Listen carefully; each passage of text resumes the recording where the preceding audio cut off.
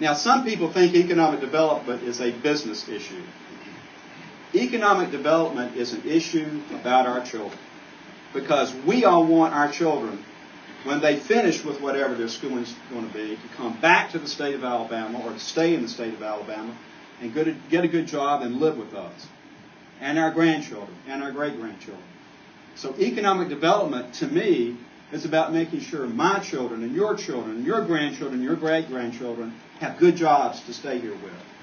Now, I remember where we were 8 years ago. We had lost IP. We had lost Scott Paper Company.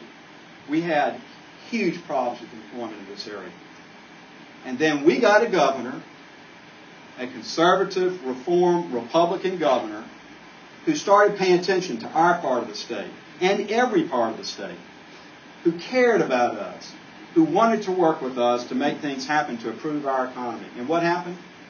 Cancer Research Center, the container terminal, TK, all the stuff that's happening down in our state waterfront with shipbuilding, and what we know is going to be successful in aviation.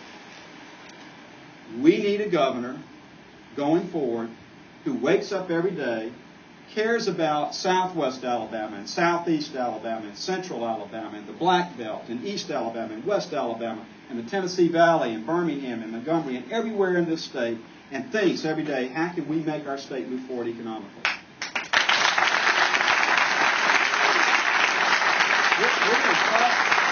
We're in tough economic times right now. There's no question about it. I've been all over the state the last year or so since this recession started. And there's some people suffering in our state. But here's the truth. If we wait around for the federal government to solve this problem for us, we will fail. And there are some states, I think, that are doing that. Alabama needs to get out ahead of the pack, get on the right side, the front side of the recovery in this nation that's going to occur sometime during the course of next year, I predict, and make sure that we're prepared with the business climate, taxes and lawsuit climate, etc., and with the trained workforce that can take advantage of jobs in biotechnology, biopharmaceutical, healthcare, high-tech manufacturing, aeronautics, shipbuilding, and so forth and so on. The governor signed a new economic incentive bill that the legislature passed during this past session. Signed it yesterday, and I was pleased and privileged to be present when he did it. And for the first time, we're going to have incentives to bring businesses here that are based on knowledge-based industries. That is the future for us, but more importantly, for all of our children and grandchildren.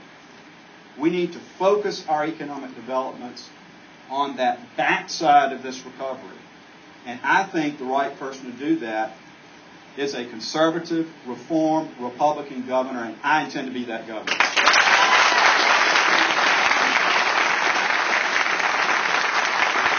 A lot more than several things during this campaign. Please go on our website, byrneforalabama.com.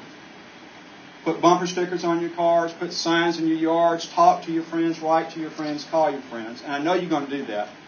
And I want to thank you in advance for that. Thank you for being here today, but thank you in advance for that. I'm going to make one final pledge to you. Several months ago, I was driving up in North Alabama, and I was filling up my car with gas, and there was an older gentleman that came up to me and said, "Are you Mr. Byrne?" I'd never seen him before, and I'm pretty sure he had never seen me before. But somehow he sort of figured out who I was. I said, "Yes, sir, that's who I am." And he came up and he poked me in the chest. And he said, "Don't back down."